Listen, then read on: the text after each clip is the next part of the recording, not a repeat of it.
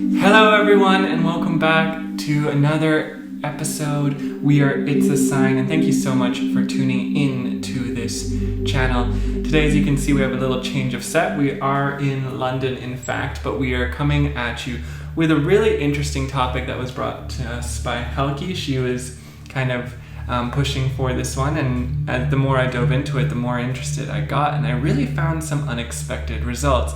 So as you can tell from the title of this video, today we are diving into the unaccounted years, or also known as the lost years of Jesus Christ. And I like to call him Yeshua. I kind of refer to him, but he also has different names, and we'll begin to see that as it comes along.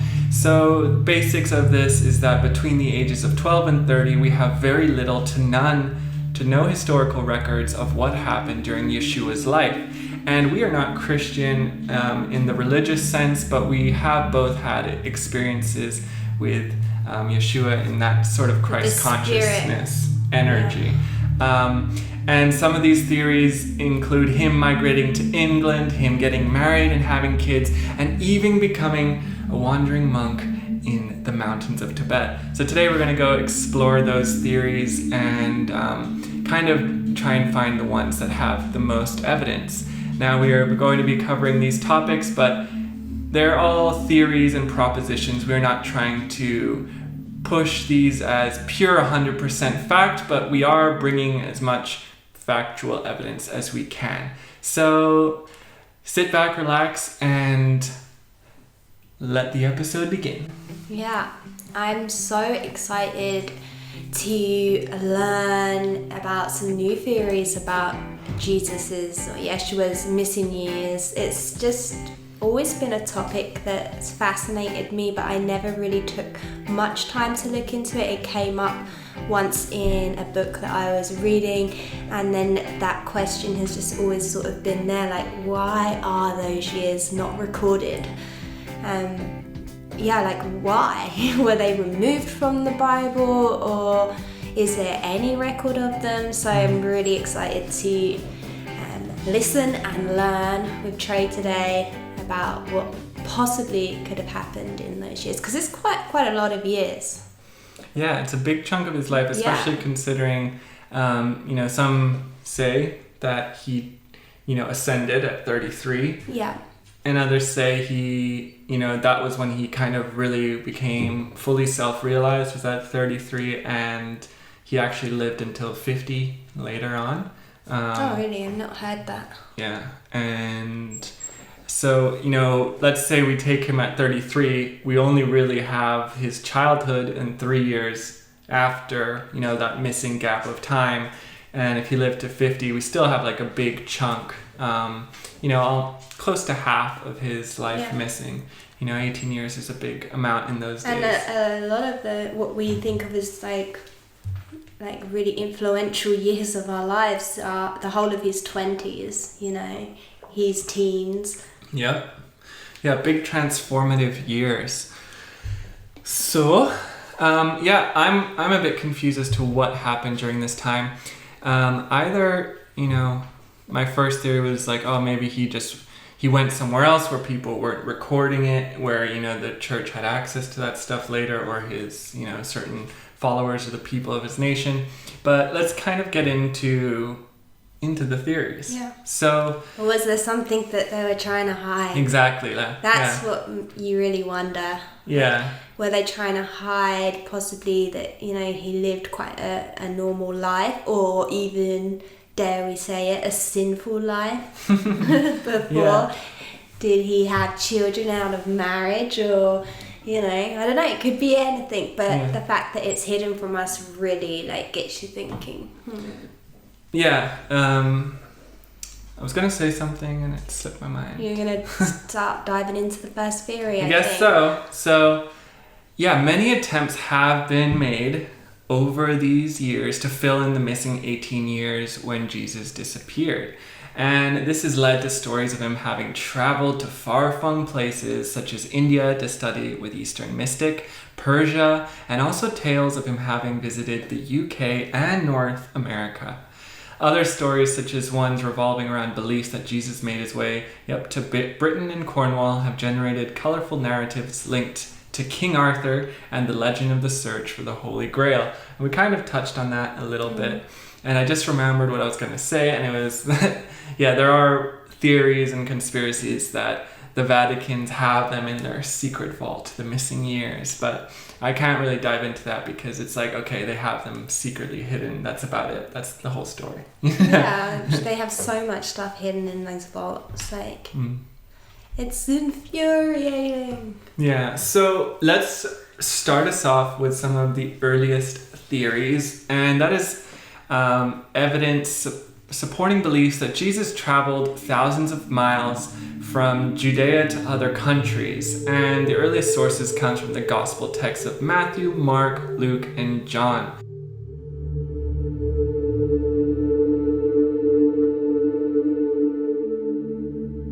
So everyone pretty much knows that Bethlehem is where Jesus is believed to have been born, but the Gospels say his family left soon afterwards and settled in the town of Nazareth, fulfilling what the prophets in the Bible predicted, that Jesus would be called Nazarene. And Nazareth was a quiet farming fishing area where the community lived frugal lives, suggesting that Jesus' status was more blue-collar to poor, and he and his carpenter father Joseph earned their meager livings as craftsmen.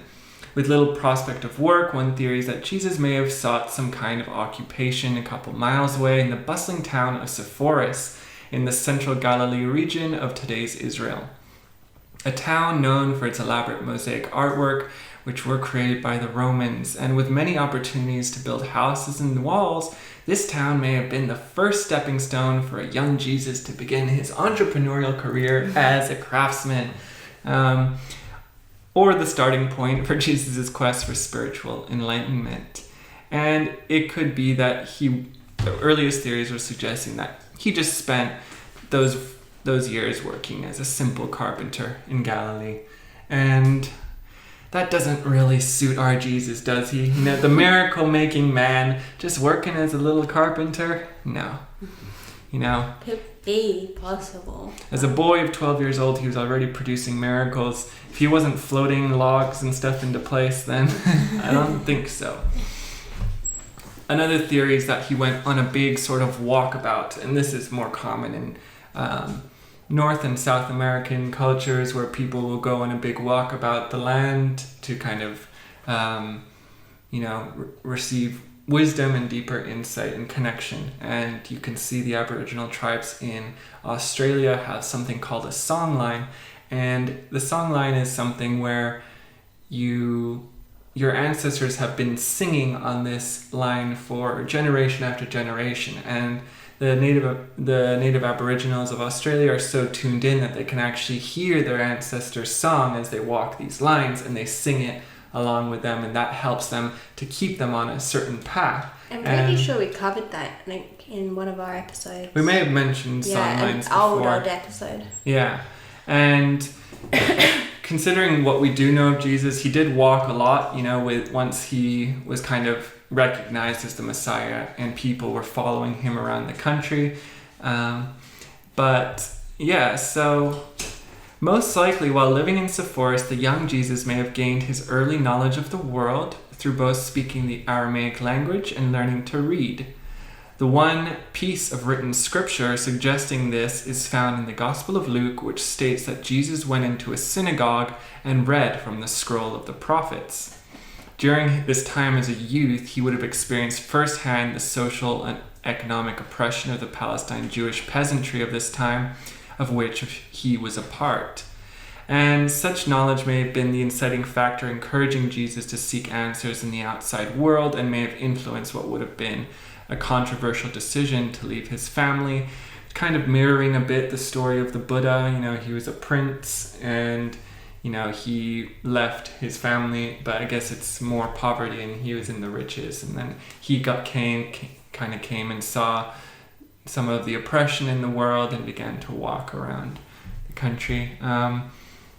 Some scholars believe that Jesus' father Joseph died when he was about 12, and that this traumatic event could have been the catalyst for him, still as a young boy, to begin a personal quest to attain spiritual enlightenment. And we have our little dog Bianca walking around, so Yeah, she may scuffles. she may make an appearance. But yeah, it is at this vulnerable age that the alleged missing years began, of course, and the multiple theories of where Jesus spent his formative years growing into adulthood are open to many interpretations. In our last episode covering Avalon, was that our last one? Yeah, it was. One of our No, last ones. yeah, A couple episodes ago, we talked about Jesus coming to Britain, as there are a lot of stories of Jesus and even Joseph coming to the town of Glastonbury, and a great degree of literature has actually been written on this particular tale, taking it into the realms of tradition, so that by the 15th century, Glastonbury in Somerset was touted as the birthplace of British Christianity. And for a long while, people often went to do pilgrimage, walking across the land towards the Tor as some sort of Christian pilgrimage. And we also have the legends of the Holy Grail. You know, Christ's blood, the silver flasks containing it, was said to be brought to Britain and intermingled with the myths of King Arthur and his legendary knights. And another variation on this theme mentioned that Joseph buried the Holy Grail underneath the Glastonbury Tor, or the Chalice Well. Sometimes the myths vary. There is also a little theory about him going to Cornwall, but none of those I found really had any evidence to back anything up, other than just, conjecture. Now, we're going to be moving on to the two theories that I think hold the most weight, and the final one, which I think has the most evidence, will be longer, but we will getting into the second most viable one, and that was, did Jesus have a wife?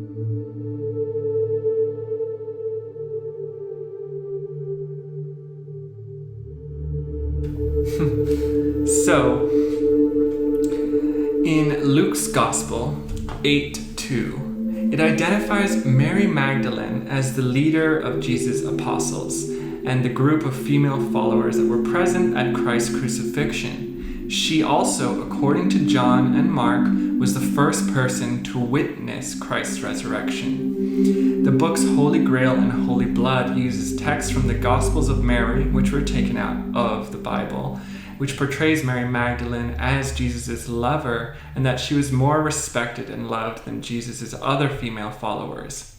The Gospel of Philip reinforces the hypothesis of marriage through the symbolic imagery of the bridal chambers.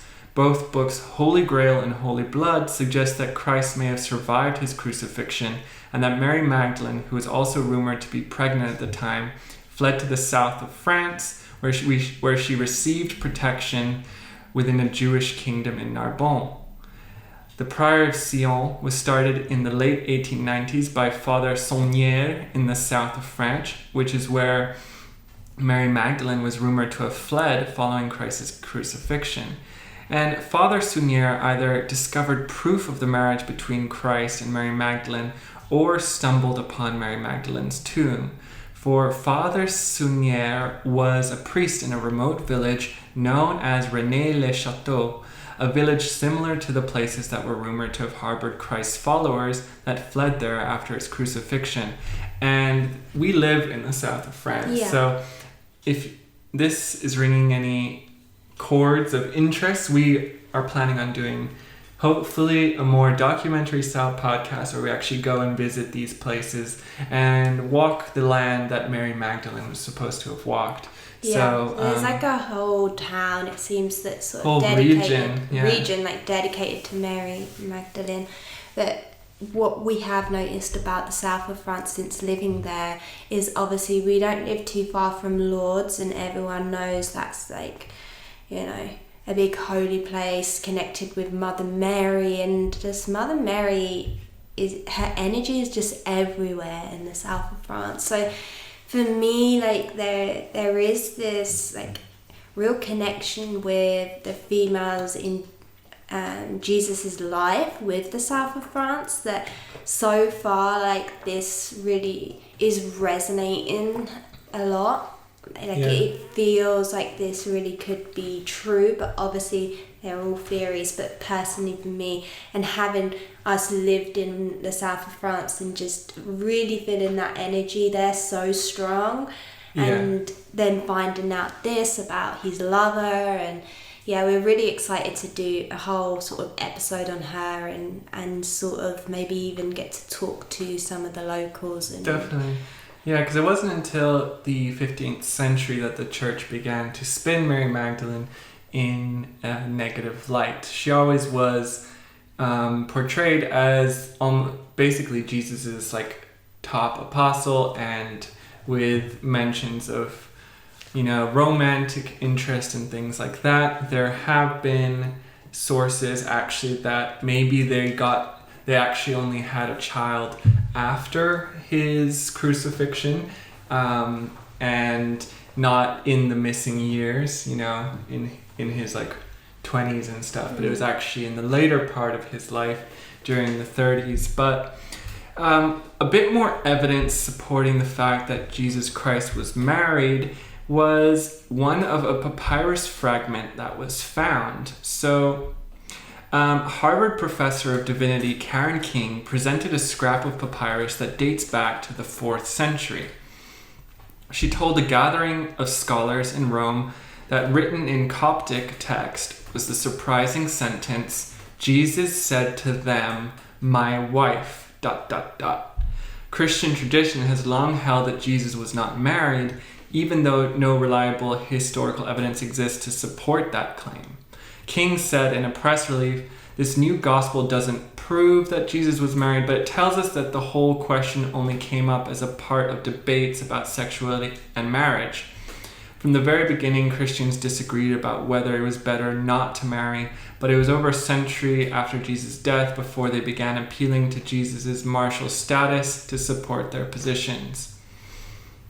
The New York Times reports that the provenance of the fragments is not known because the owner asked to remain anonymous. Still, they did do some carbon dating, and they did confirm that it was from the 5th century. But it doesn't specifically prove that he did get married, only that people at the time thought that he got married. There was just evidence of record that people were saying he got married, but we can't verify the source of who wrote it down or anything like that. There's just basically an old piece of papyrus in Coptic text that said Jesus had a wife, So they didn't register marriages then, no. I'm guessing, so you wouldn't know. But I actually feel differently, in the sense of, I feel like if he was married, which I feel like he was, I think it happened in the missing years, and I also think the children happened in the missing years. There is also a theory regarding more of an ancient Egyptian mysticism regarding the two Marys, and some just say it must be some sort of coincidence that both women in Jesus' life were titled Mary. But Mary was often used within its Egyptian equivalent to mean high priestess, or someone who is at the highest of attainment within a specific order, and especially the feminine rites. And at this time, the two main things that were really going on in Egypt were the cult of Isis and the cult of Osiris. And we have mentioned this a little bit before, but it was believed that Mary was part of the cult of Isis, or Ishtar, which is more prominent in the Middle Eastern part of the world compared to Egypt. And that is the idea of immaculate conception and divine birth, being able to call in a soul from the cosmos without the use of sexual organs. And then the cult of Osiris is the cult of birth, rebirth, and death. And when we look at Jesus' story, we do see that as well, conveyed through his resurrection and ascendancy into the kingdom of God. and that referring really meaning, the unification of the physical and the spirit, the complete realization and the ultimate initiation through the cult of Osiris is being able to die and come back to life. And that's the story there. So that's also just conjecture. We can't really know. And it could be, there is a theory that states that Jesus and Mary Magdalene were conceiving a divine child, together. And when we kind of look at certain Hindu and Buddhist practices, that they say that you can channel divine energy through an intimate relationship, but you have to be very high initiates into your specific orders or yogas. But yeah, that's really all we have for the theory on whether or not they were married. And the Gospels of Mary Magdalene kind of illuminate that they were much closer and intimate than, she wasn't just his follower. They were really, together. Lovers. Yeah, exactly.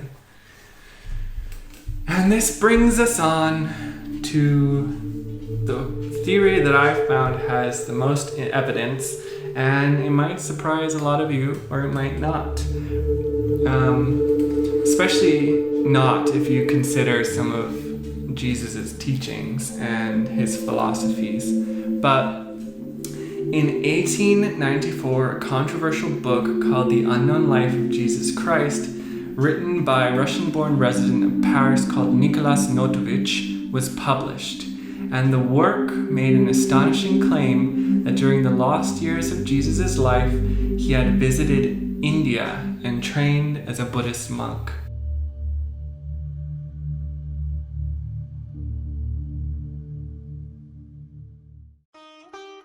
In the book, Notovich told the story of his visit to India 7 years earlier, accompanying it with photographs of people and places he encountered. So, canonical Gospels record the history of Jesus until he was 12, and then start again at 30, but the intervening 18 years of his youth is unaccounted for. But when he came back, that's when he really started to be performing a lot of his miracles and all those records. So what happened in those years? It seems like, he was quite wise at a young age, and he did perform some miracles, but, to be able to go from that young boy to the Jesus that we all know, he must have been doing something in those years that was developing his spirituality, developing his powers, his knowledge, and his wisdom. So there's only one reference of Jesus' whereabouts in Luke 2:52. Quote, "And Jesus increased in wisdom and stature and in favor with God and man." End quote. So this doesn't really say where he increased his wisdom and knowledge, but that he did. Does it say when he did? What age? Yes, so it's like talking about Jesus as a kid, and then there's one line in Luke 2:52, and it says, "And Jesus increased in wisdom and stature and in favor with God and man." So it's like a summary almost, like this was him, and then he increased in wisdom, and then now, so it kind of bridges a gap. But according to the history recorded by Hindu and Buddhist scholars, St Issa, which was also the Arab name for Jesus at the time, joined a merchant caravan and arrived in Puri, India, where the Hindu scholars received him with open arms and taught him Sanskrit, the Vedas, and Vedic practices, including healing the sick and performing exorcisms. So Hindu, not Buddhist. Well, that's what I was thinking. Hindu in the beginning. India as a place of Buddhists. There's a big Buddhist thing in India too. All right. But yes, first it was India, and he was learning from the Hindus. From the Vedas and the Vedic people, because there's no such thing as Hindus. But Isha spent considerable amount of time studying the metaphysical thoughts of Hinduism and later at Rajagriha, Benares, and the other holy cities of India. His teachings stressed equality. Ooh, bless you. Is there another one? Is another one coming? No. So his teachings stressed for equality among all men and worked from the emancipation of the poor and the downtrodden. In his later years, he went to preach in the Himalayan country of Nepal and finally returned to Palestine at the age of 29. Isha's teachings raised to prominence among Jewish brethren, and the story of crucifixion of Isha is described in chapter 13 of this man's book. And Notovich's summary. And Apostle John begins his gospel. In the beginning was the Word, and the Word was with God, and the Word was God. So that's a very famous quote from the Bible. And these are the exact same words written in the Vedas. And the Vedas go, Parajaptir Viya idam asit. Tasya Vagdvitya Asit Vagvai Paramam Brahma.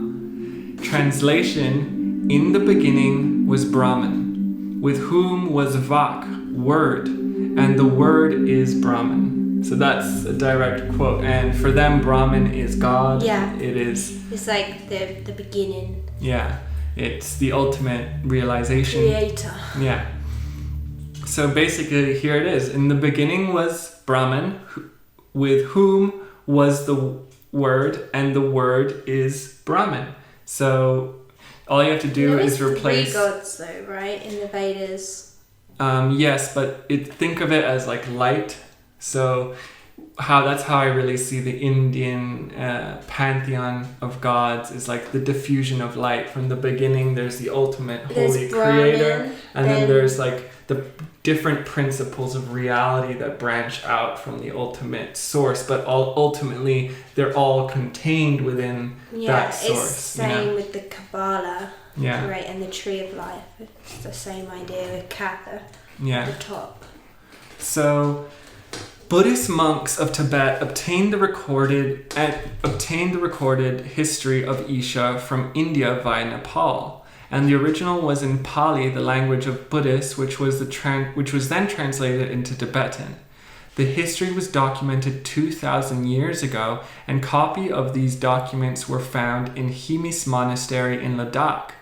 In 1889, Notovich found these, and he brought them back to the West.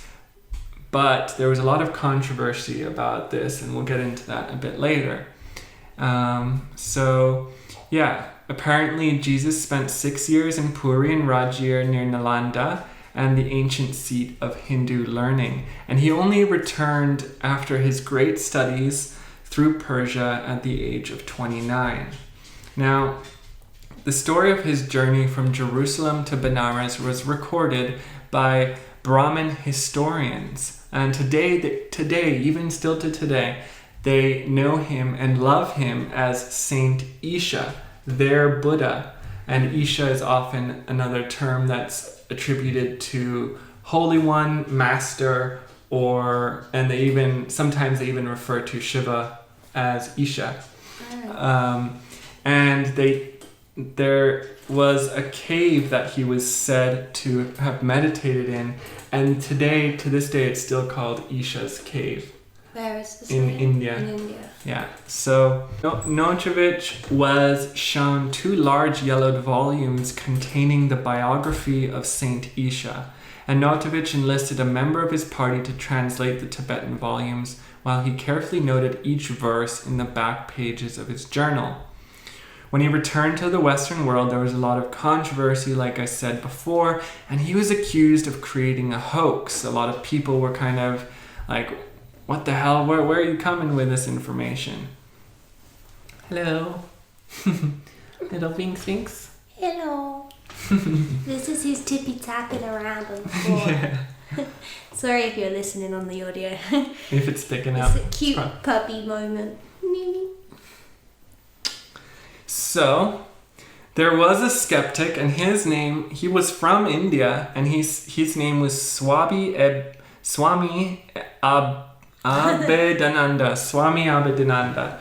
And he was a skeptic, and he himself journeyed to the Arctic region of the Himalayas, determined to find a copy of this infamous Himis manuscript, or to expose the fraud that Notovich was. His book of travels, entitled Kashmir o Tibeti, tells of a visit to the Himis Gompa, and includes a Bengali translation of 224 verses, essentially the same as the Notovich texts. Abhedananda was thereby convinced of the authenticity of the Isha legend. So he went in as skeptic and found the 244 verses. And where do we have copies of them now?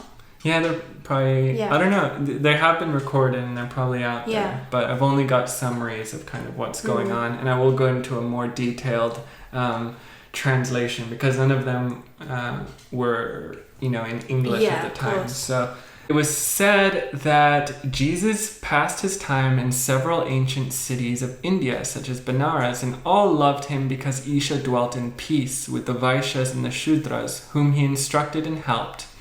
But the Brahmins and Kshatriyas told him that Brahma forbade those to approach who were created out of his womb and feet. The Vaishyas were allowed to listen to the Vedas only on holidays, and the Shudras were forbidden not only to be present at the reading of the Vedas, but could not even look at them. So this must be different classes within India at the time. Yeah. But Isha said that man had filled the temples with his abominations. In order to pay homage to metals and stone, man sacrificed his fellows, in whom dwells a spark of the Supreme Spirit.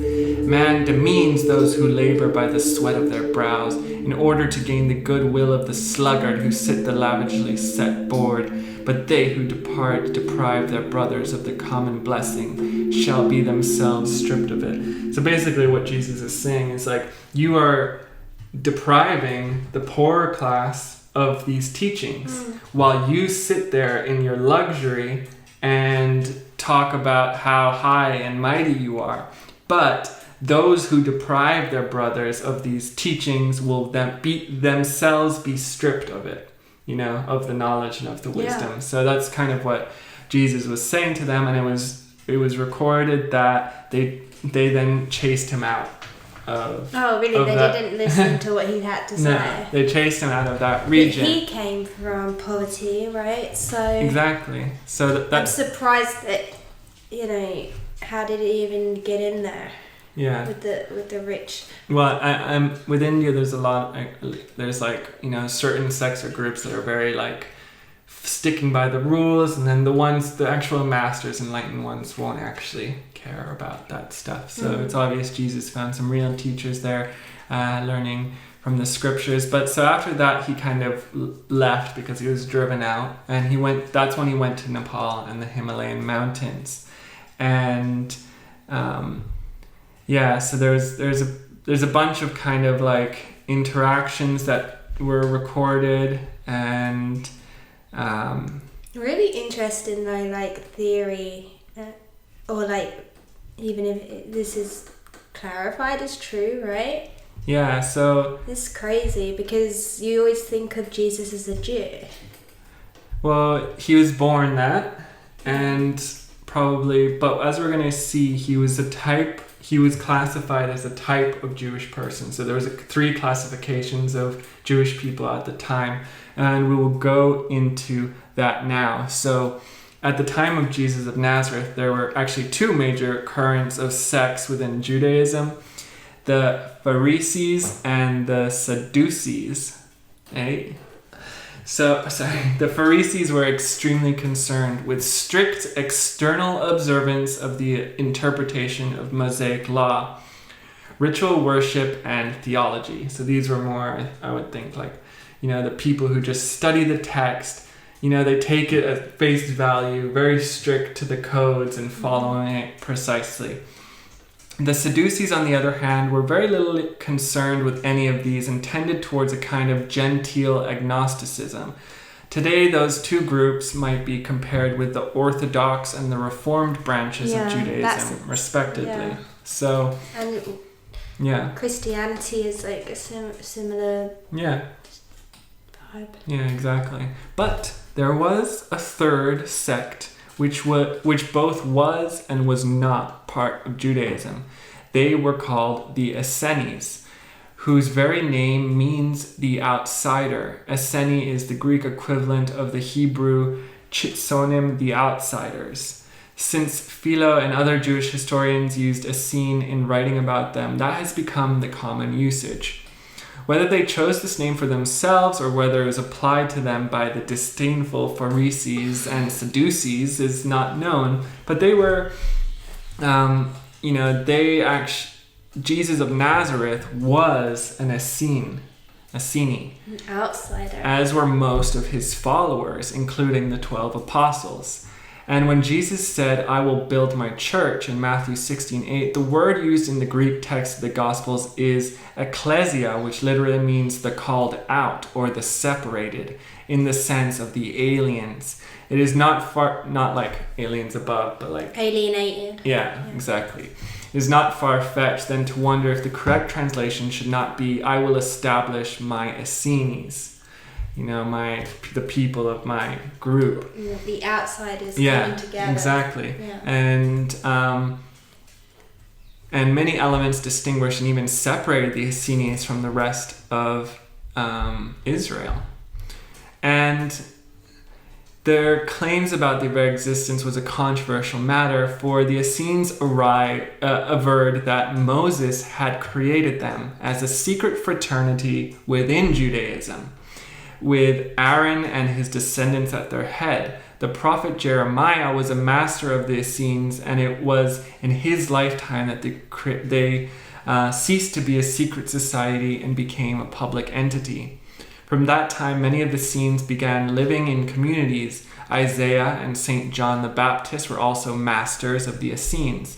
And is it St John the Baptist who did the Dark Night of the Soul? Or who did? It really rings a bell. Yeah, I have the Dark Night of the Soul over there, so I'll check on it. But, so as the grandson of Pharaoh, Moses had been an initiate of those mysteries and destined to ultimately become the head of the Egyptian religion. It was common in Egypt for the eldest son of the Pharaoh to inherit the throne and the next eldest son to be made the head of the Egyptian religion. Although Moses was the only son of the Pharaoh's daughter, he was adopted and his bloodline was not known.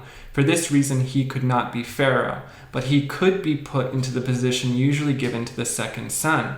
And the Egyptian mysteries were themselves derived from the religion of India and Sanatana Dharma, the eternal religion.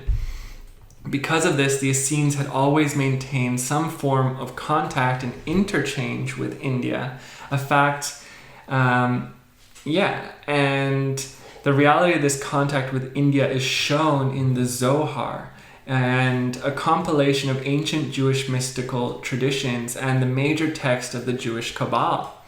It contains the following incident regarding the knowledge of an illumined rabbi concerning the religion of India and the Vedic religious rites. Rabbi Yose and Rabbi Hia were walking in the road. While they were walking, night fell. They sat down. While they were sitting, morning began to shine. They rose and walked on. Rabbi Hia said, "See the face of the east, how it shines. Now all the children of the east in India who dwell in that mountain of light, the Himalayas, are bowing down to this light which shines on behalf of the sun before it comes forth, and they are worshipping it. Now you might say, this worship is in vain, but since ancient primordial days, they have discovered wisdom through it." So there's even reference to India in the Zohar and talking about their wisdom over there. But their contact and interchange with Indian religion, Brahmanical practices in particular, were manifest in several ways among the Essenes and can be seen in Jesus' practices and his preaches. First, they practiced strict nonviolence. Secondly, they were absolute vegetarians and would not touch alcohol in any form, nor would they eat any food cooked by a non-Essene. They refused to wear anything of animal origin, such as leather or wool, usually making their clothes of linen. They rejected animal sacrifice, and often there was lamb sacrifice in various parts of the Jewish, tradition, and they said that was wrong. Yeah. I like their style. Yeah. Like the vegans of the old days. That's why they refused to worship in Jerusalem. But because in the Bible they do sacrifice. I know, and that's for the Passover observance. The Essenes were the people were said to make a lamb effigy, which is like a burnt offering, and so they refused to do that sort of worship. So actually, the Essenes, Jesus's group, were against that sort of thing. Yeah, and I think Jesus would have been against it. That's what I said. Jesus and his group. Yeah, but it was written in the Bible still. Yeah, yeah. It wasn't said to do it. It was recounted as people doing it. I don't think any Christian today would be saying, yeah, we should be doing animal sacrifices. But it was accounted in the Bible as like a historical thing that happened. Yeah, but they eat animals. Yeah, that's true. But that was either taken out of the Bible or... Where this is saying like they used to not even like wear the wool or the leather and not eat the animals. And I think that's really cool. So celibacy was also prized by them, being often observed even in marriage, and many of them led monastic lives of total renunciation. Very Hindu as well. And they considered their male and female counterparts, all of whom were literate, to be spiritual equals. Both sexes were prophets and teachers among them. So there was no distinction between man and woman. And that makes sense of like Mary Magdalene, how highly regarded she was. Yeah. And Mary. Yeah. His mother. Yeah. And one of the interesting things is that they believed in reincarnation and the law of karma and the ultimate reunion of the soul with God. And this is clearly indicated by the apostles asking Jesus about a blind man, "Master, who did sin, this man or his parents, that he was born blind?" And they believed that the sun was a divine manifestation, imparting spiritual powers to both body and mind. And they faced the rising and setting sun and recited prayers of worship.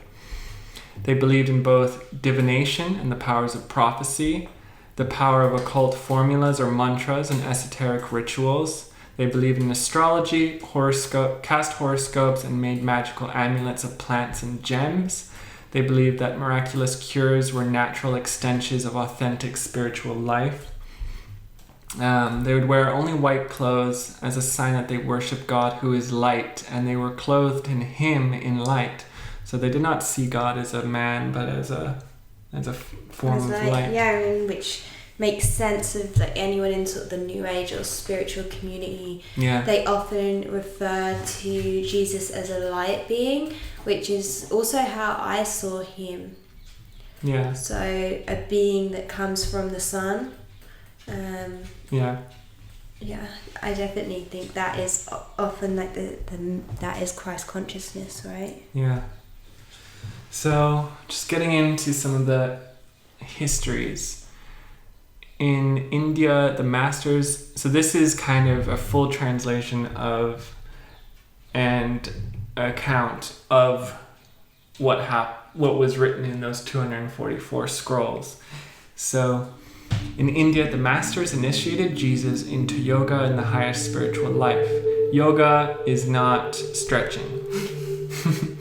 It wasn't stretching. It's not what you do on the mat in the West. It didn't become that until the Western world came to India, very recently. Monetized it. And commercialized it. What happened was that actually Swedish calisthenics was brought into India, and it merged with some of the yogic practices. And the thing with India was that they kind of took on the colonialization and worked with it. You know, a lot of and they made some things that the West brought their own. You know, so yogis were learning from these calisthenics and actually beginning to practice different stretching exercises.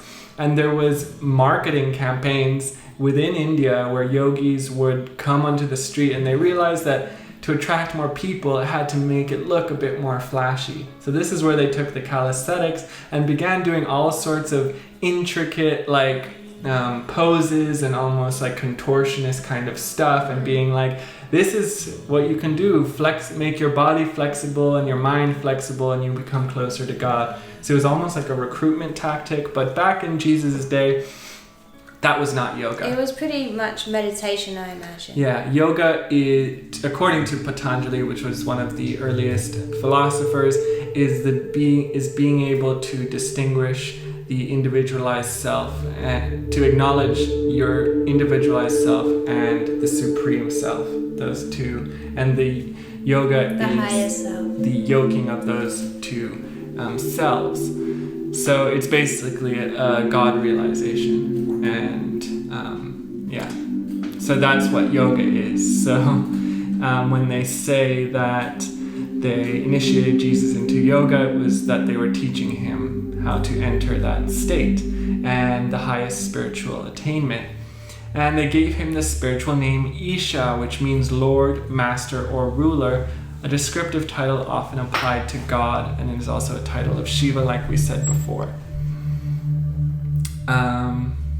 So for some time, Jesus meditated in a cave north of the present-day city of Rishikesh, one of the most sacred locales of India.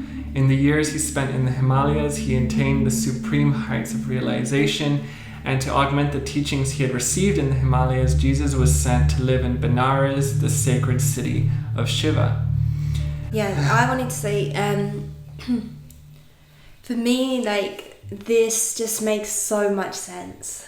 Because of really, when you strip down, the message of Jesus there, it's literally those teachings of the yoga, of realizing that all is one, that God is I am God, and that comes from him saying I am the Son of God, because a son comes from the Father, right? So I'm a part of God, I come from God, and it's literally the same teaching and the core message, but I feel like it, within the religion became much more complicated, and then we started to make it about rules and God is a man sort of thing. But the basic message of the oneness, basically. It makes so much sense that he would have gone and learnt these teachings from the Vedas, and this is a knowing that is the truth of what we come from, our Creator, who we are, and he was bringing that to light, and trying to bring that message of, that's his whole thing is with we'll turn water to wine, and anyone can do this because you are God within, so whatever you believe, you create.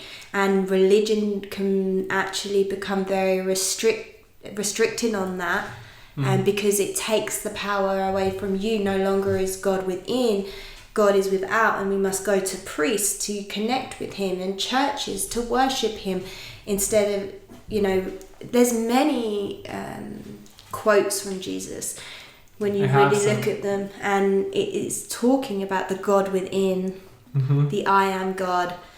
So I have some, these were taken from the Gospels of Thomas, and they were taken out of the Bible. And unlike many of the stories within the Bible, that the Bibles normally have almost like a consecutive story that you can follow along with, Jesus having certain teachings in certain places. But the Gospel of Thomas are more of a question and answer, or just pure statements that Jesus said. There's no story, there's no, him walking here. But One of my favorites is number 3. And Jesus said, "If those who lead you say unto you, 'Behold, the kingdom is in heaven,' then the birds of the heaven will be before you. If they say unto you, 'It is in the sea,' then the fish will be before you. But the kingdom is within you, and it is outside of you. When you know yourselves, then shall you be known, and you shall know that you are the sons of the living Father. But if ye do not know yourselves, then you are in poverty, and you are poverty." So in this sense, he's saying like wealth comes from the knowledge that you are the sons of the living Father. You are the creator, right? You and create he your says reality. it is within you and it is outside you. Basically, he's not pointing it's up in heaven, the Father sits in heaven. He's not saying that at all. He's saying the kingdom of God is in and outside. It's everywhere, Yes. So there's a lot of cool things that he talks about. And I'm trying to find a couple more quotes that are pretty interesting.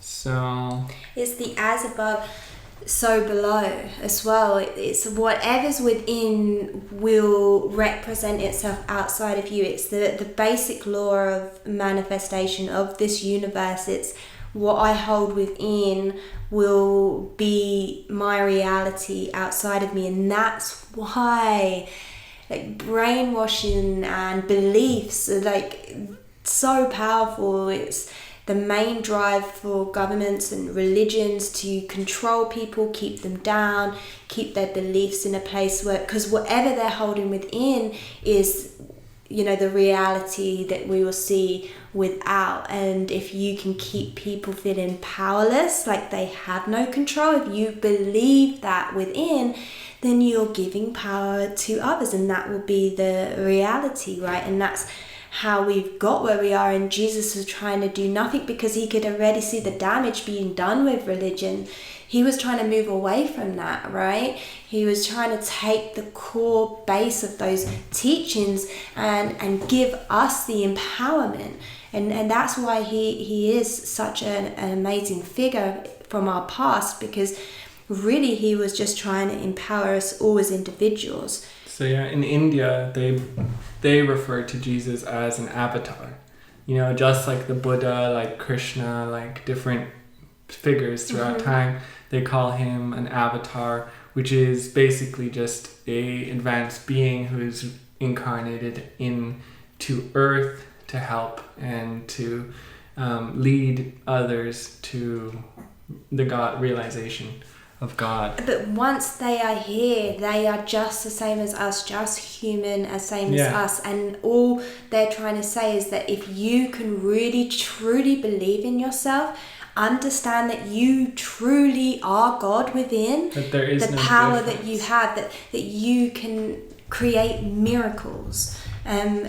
And we've just gone so far down the timeline, so far away from this understanding, that it just seems like such nonsense now that it's nearly impossible to even change our beliefs around this. We laugh at the idea of miracles. We're so attached to facts and science, which really limit our beliefs and limit our power to manifest from within, to create from within, to use that God essence to create. And this is just what I love about the core of all these sort of avatars and teachers such as Jesus, because they've come in so strong in their own connection with God. And I imagine even in that time, we was in these religious structures, and people were probably very limited within their own personal beliefs. And this is why he would have been shunned, because you've got these people who are very attached to keeping people in poverty small, so that they can feel empowered and have control. And then you've got someone like Jesus coming along. He's like, it doesn't have to be like this. You have God within. You can create whatever reality you want, and you don't have to give your power away to religion, to these belief systems, these limiting belief systems. Yeah. There was a bunch of texts, I can't find them in the Gospel of Thomas, where he's talking about like that he keeps referring to twins. He's saying we are all twins in the sense that Twin flames. we're not different from one another. We're all twins in the soul, like we are all part of the one. Mm-hmm. We're all part of the one. And he said, the disciples said, "Whence have you come?" And Jesus says, "We have come from the light, the place where the light came into being through itself alone. It stood and it revealed itself in their image. If they say to you, 'Who are you?' say, 'We are his sons, and we are the elect of the living Father.' If they ask you, 'What is the sign of your Father?' and you tell them, 'It is a movement and a rest.'" It's very interesting. And one thing is like, he said, the disciples asked Jesus, "Tell us how our end shall be." And Jesus said, "Have you then discovered the beginning, that you seek after the end? For where the beginning is, there shall the end be. Blessed is he who shall stand in the beginning, and he shall know the end, and shall not taste of death." It's very like, poetic and what's that word? Like conflicting, like a paradox, But I think he's referring to like time not being cyclical. There is no end. There is no end, because the end is the beginning. If you stand in the beginning, you're in the. It's like where all the places meet. And also because the beginning, where you begin, is exactly where you end. Right? Yeah. Even like you come, you're within God, you're that fragment of a soul of like whatever it is that you believe beyond this earth, and then you decide to reincarnate into this life. You then die, but you don't die because you just go exactly back to the beginning of what you was before you was born. Yeah. The disciples also asked him, "Tell us what the kingdom of heaven is like." This is an interesting one. He said, "It is like a grain of mustard seed, smaller than all seeds, but when it falls on the earth, which is tilled, it puts forth a great branch and becomes shelter for the birds of heaven."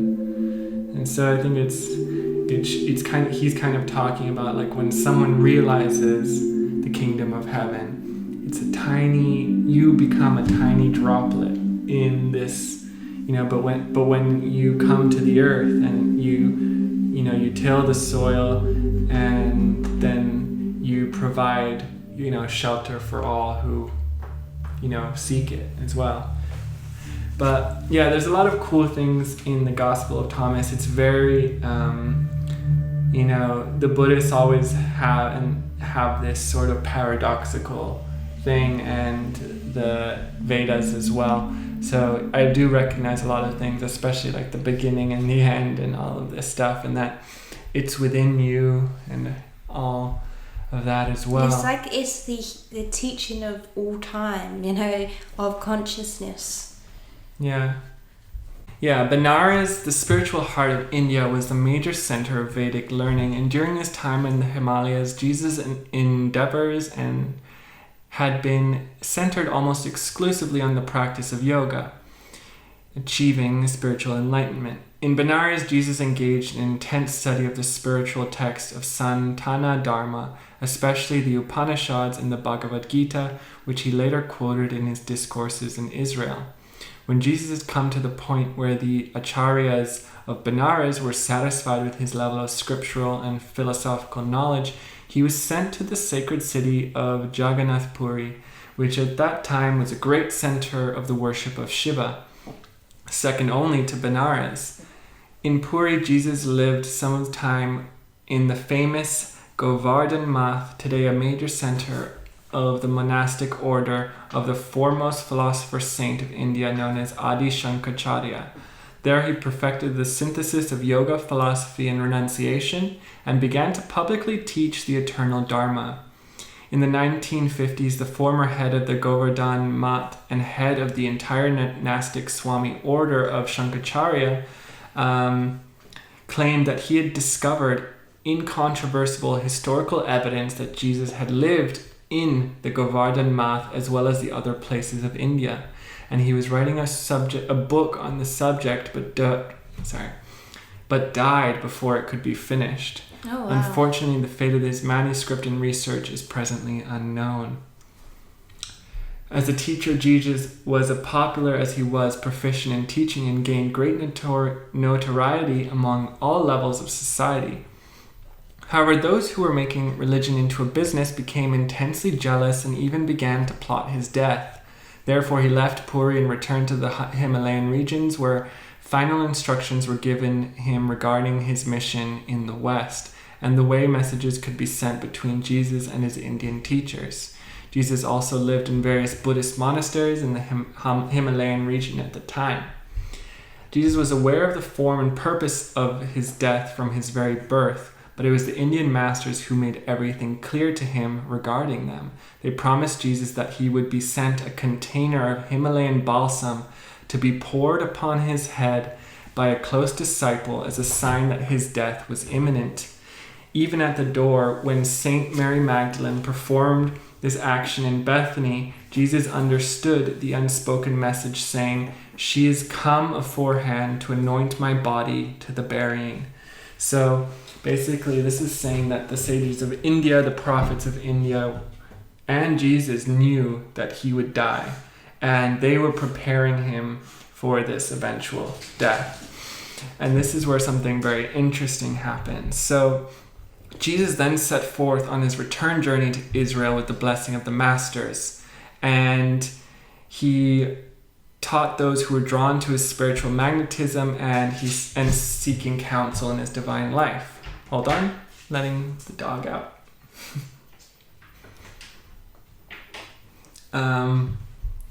So arriving in Israel, Jesus went directly to the Jordan, where his cousin John, the master of the Essenes, was baptizing. There his Christhood was revealed to John and those who had the eyes to see and the ears to hear.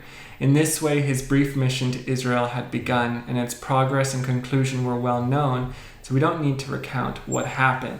But it is generally supposed within the Christian church that in Israel, Jesus ascended into heaven, but after his crucifixion. But St. Matthew and St. John, the two evangelists that were eyewitnesses of his departure, do not even mention such a thing, for they knew that he returned to India after departing from them. St. Mark and St. Luke, who were not there, simply speak of Jesus being taken up into the heavens. The truth is that he departed to India, that it is not unlikely that he did rise up and fly there. This form of travel is not unknown to the Indian yogis. There is even a text between the Sufis, the mystical Islamic tradition, and the yogis, where they have a comparison of the different flight techniques compared to a yogi and a Sufi. And they talk about different forms of levitation that can be achieved by increasing the frequent resonance of the body to such a high level where you're producing an electromagnetic field that can actually levitate the body and make it fly. Anti-gravity technology. Yeah, by achieving high states of meditation. Remember that episode we did and we were talking about India and how they had these like ships? Yeah, the Vimanas. Yeah. Do you think that Jesus travelled on one of those ships? I don't know. He could have just flown. It would have been they were a bit more ancient, the Vimanas. They weren't talked about at that time. They were like 5,000-6,000 years ago, whereas Jesus is, 2,000. No, it's not, is it? What? Jesus' life? Yeah. Yeah, BC. Oh, yeah. So. Yeah, but why, if it was before, then he would have been aware of those teachings. He would have been learning about the ancient teachings. That's what I'm saying. Definitely, yeah. So it was said that Jesus did not leave the world at the age of 33, and that was written by Saint Irenaeus of Lyon, in the 2nd century. He claimed that Jesus lived to be 50 or more years old before leaving the earth, though he also said that Jesus was crucified at the age of 33. This would mean that Jesus lived 20 years after the crucifixion as well. And this assertion has puzzled Christian scholars for centuries, but if we put it together with other tradition, it becomes comprehensible. So why did Jesus return to India? He was very loved in India and little liked in Israel, and virtually no one knew what he was talking about. There's even quotes of Jesus saying, "How do you not understand what I'm trying to tell you?" Basically in old language. But he's like, "I tell you this and you think it's this. I tell you this and you think it's that. How are you not understanding this?" So it was almost like the consciousness of that part of the world wasn't primed, whereas within India, for thousands of years already, they had been practicing these deep things and the philosophies had been integrated into it. I feel like if he interacted with the pagans, like they would totally get Jesus's message. Yeah. More so. Yeah. In the Himis in India, there weren't only texts and manuscripts, but there was a depiction, a picture, and the picture, the painting was of Jesus meditating in the Himalayan forest surrounded by wild beasts. And in America, the Swami described the painting to an artist who produced the following. So there's a bunch of other accounts from different people. In 1921, the Himis monastery was visited by Henrietta Merrick, who in her book In the World's Attic tells of learning about the records of Jesus' life that were kept there as well. She wrote, "In Leh is the legend of Jesus, who is called Isha, and the monastery at Himis holds precious documents 1,500 years old." So this is a third source who has seen these texts, called Henrietta Merrick.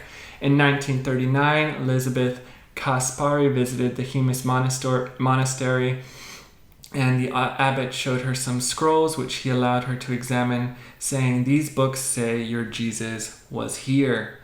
Robert Ravik, a former professor of anthropology at California State University, visited Himis in 1975, and a Ladakh physician he met there spoke of Jesus having been there during his last years. In the late 1970s, Edward Nowak, author of Amidst Ice and Nomads in High Asia, they visited the monastery, and a monk told him, "There are manuscripts in our library that describe the journey of Jesus to the East." And so there's a lot of different things. And towards the end of this century, the diaries of a Moravian missionary, Karl Marx, were discovered, in which he writes of Notovich and his findings of the scrolls about St Issa. And Mark's diaries are kept in the Moravian Mission Museum, and the pages about Notovich and the scrolls have disappeared, and their existence is now denied in an attempt to discredit Notovich. So a lot of mysterious things going on here.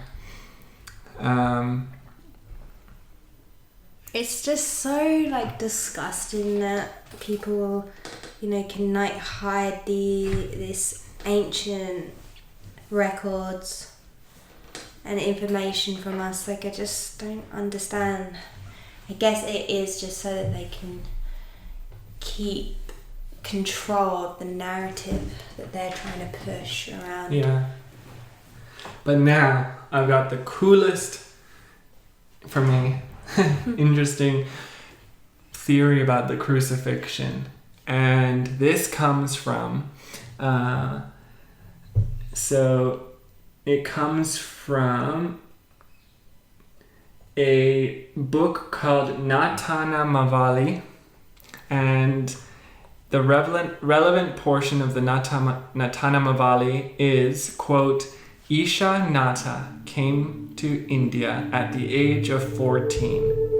After this, he returned to his own country and began preaching. Soon after, his brutish and materialistic countrymen conspired against him and had him crucified. After crucifixion, or perhaps even before it, Ishanata entered samadhi, and by means of yoga. And in samadhi, this is the state called the breathless state. And when you enter samadhi, the breath suspends and you enter a form of yogic hibernation. And this is used in many different yogic practitioners have entered this state. I've entered this state once, but I was under the effect of hallucinogenics, so that greatly increased my potential to enter it. But the breathless state is a state where the body goes into hibernation and it can supply itself with pure prana or energy. And so it doesn't need material food or drink. Or air to breathe. Or air to breathe, exactly. So there's hundreds of yogis who have mastered the state of samadhi and have even buried themselves alive, only and then telling their disciples to unbury them in a decade or so. And they've come out and been resuscitated by different practices. And there are ritualistic practices within Hindu scripture and Vedic scripture specifically meant to resuscitate a yogi when they're in deep states of samadhi.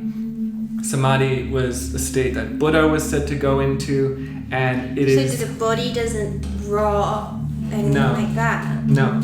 It goes into a liberated, pure state, fed completely by energy. But if it's buried underground?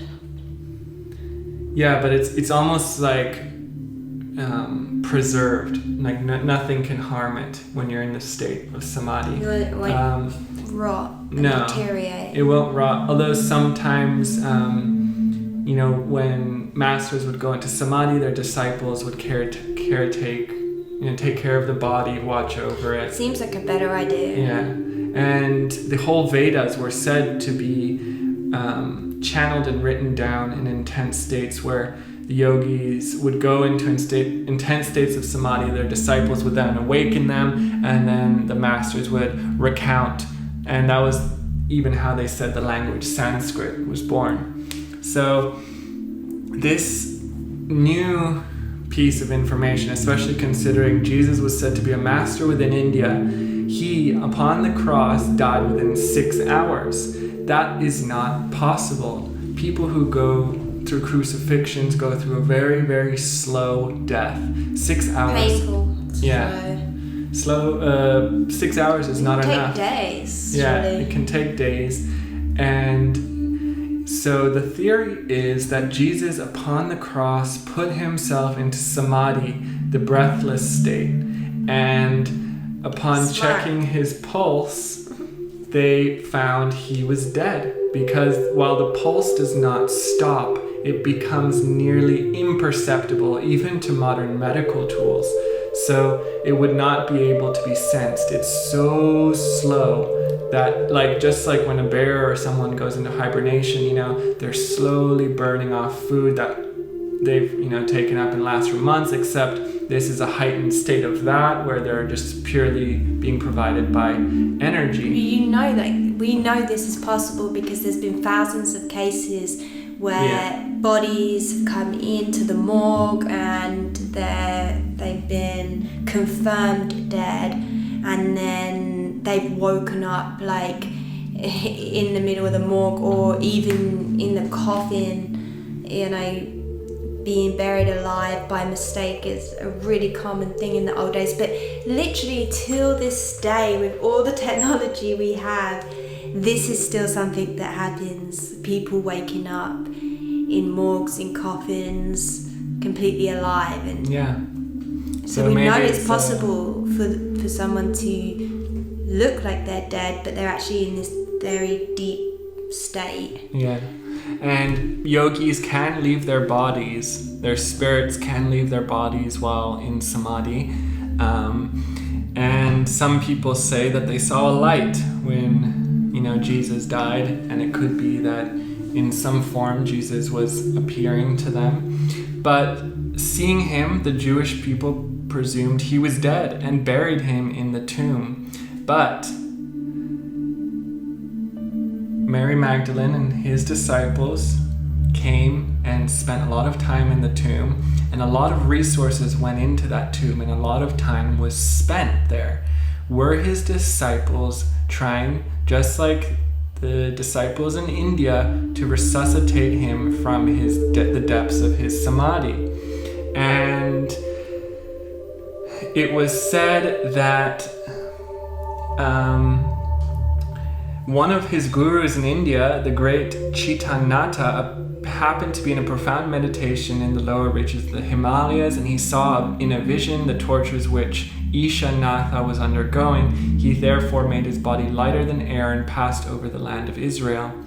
The day of his arrival was marked with thunder and lightning, for the gods were angry with the Jewish people and the whole world trembled. When Chitanatha arrived, he took the body of Ishanatha from the tomb, woke him from his samadhi, and later led him off into the sacred land of the Aryans.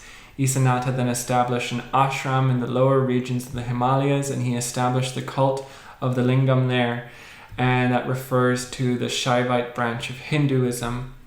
And so it is, kind of talked about that after he was basically killed in his own country, he realized his people were not ready to hear the teachings, and they were all misinterpreting what he was saying, and nothing was coming through. So he returned to India to live off the rest of his life. And there's a lot more information about that, and including St Thomas, the apostle, visiting India. Where does the Bible say that he comes from? That he went after he came back? I don't think they say he went anywhere. I think he ascended and cleared the way for humanity, and that was it. Peace, y'all. Yeah. See you later. Yeah. So there's a lot about St Thomas and his interaction and the Essenes, but I think that kind of covers the main things, because we're really talking about Jesus in the last years here, so we don't want to really go into the stuff after. But I loved it. I love talking about these sort of theories and stuff, and hearing more out of the box information and ideas about Jesus, because of my personal experience I've had with him. I don't come from any kind of religious Christian or Catholic background at all. I never had any interest in it, to be honest, until during a meditation. I wasn't on any drugs, but I had a very powerful vision just come in out of nowhere with Jesus, and it was so powerful that even days after, just even recalling it in my mind or speaking about it to others, I would cry. It was just so intense and powerful and real, and I knew from that moment that Jesus in spirit and what he did in his life here must be very important, and is very important, and that's when I understood his message of Christ consciousness and the true message of Jesus, detached from any kind of religion. And I have just been just so grateful and humbled by Jesus and our Blessed Mother Mary as well since then. And so this was just really interesting. I've always wanted to know. So thank you, Trey, for diving into those. What do you think? I mean, with Mary Magdalene and Jesus, the evidence isn't that much, but maybe we'll learn a lot more on our trip to that region in the south of France. It just seems so palpable that this is what he did, because when you think of his teachings, when you think of just the kind of holy man that he was, it reminds me a lot of the teachings that I hear about in India as well. And it explains a lot, and a lot of the miracles that he's said to have done, a lot of the yogis can do that as well. So it makes sense to me. Yeah, honestly, like it resonates so much. It makes complete sense that in those lost years, Jesus would have spent it in India with learning from the Vedas. The only thing that just doesn't make sense to me is that he came to Europe and, or not, maybe France, I don't know. But I don't feel like he went to Glastonbury and Cornwall. I think those are very sacred, magical places, of course, but in their own rights. In their own right, without the connection to Jesus, of course. But it just, to me, doesn't make sense. I don't see much of like, because back then, what it would have been pagan England then, and I just feel like, I don't know, I'm not feeling the connection there. Just doesn't resonate with me personally. It's hard to say. I mean, if Jesus did learn how to fly, he could get to England pretty easily. Yeah, if he could... but like, why would he go there? It just doesn't really make sense. I don't feel like there's much crossover with what the pagan religion would have looked like back then. And there's so much crossover with his message and Buddhism, Hinduism. Yeah, and right? there's no real record of him actually being there. There's no like, you know, here in India we have whole caves named after him. We have the St Issa cave. We have different monks, monasteries claiming this. We have at least 6 different people who have been to various monasteries and read scrolls and accounts of St Issa. I feel like those stories would have come about in a time of like when England at one point was pretty much trying and succeeding to some degree at ruling the world and control, right? And this is when Christianity and the religion... Yeah, they're like, let's link Christianity to this land. Yeah, how can we bring Jesus, to here? The England is basically, trying to be the hub of the world, the power of the world, controlling the world in that like very negative way, which is totally not like Jesus's message. So I feel like that's when those sort of stories might have come around, just from that aspect of things. But it was like I did have another thing to say and it's completely gone from my mind, which is annoying, but mine came back, so yours might come back too. What was it? No, earlier. In the early beginning part. But yeah, that's about it. Let us know what you guys think in the comments. Have you heard any other theories, and do you have oops, I keep knocking Buddha. Do you have any other evidence that might corroborate that story or suggest otherwise? Thank you so much for tuning in. As always, we do this out of the passion of our hearts. If you would like to support us, then you can buy us a book down in the link below. We have a buy us a book or buy us a coffee link, and give this video, if you want to give this video a like or subscribe, share it with people who you think will find it interesting. Like that really helps us grow our audience as well. Yeah, definitely. And if you disagree with us, let us know. If you agree, then or you have more to add to the information, that's always interesting. Like we said in the beginning, we are not stating that this is 100% what happened. It is a theory provided with substantial factual backup. But let us know if you have any other topic ideas for us. Alright guys, thanks for watching. And we'll see you next time. Stay... I don't have an end slogan.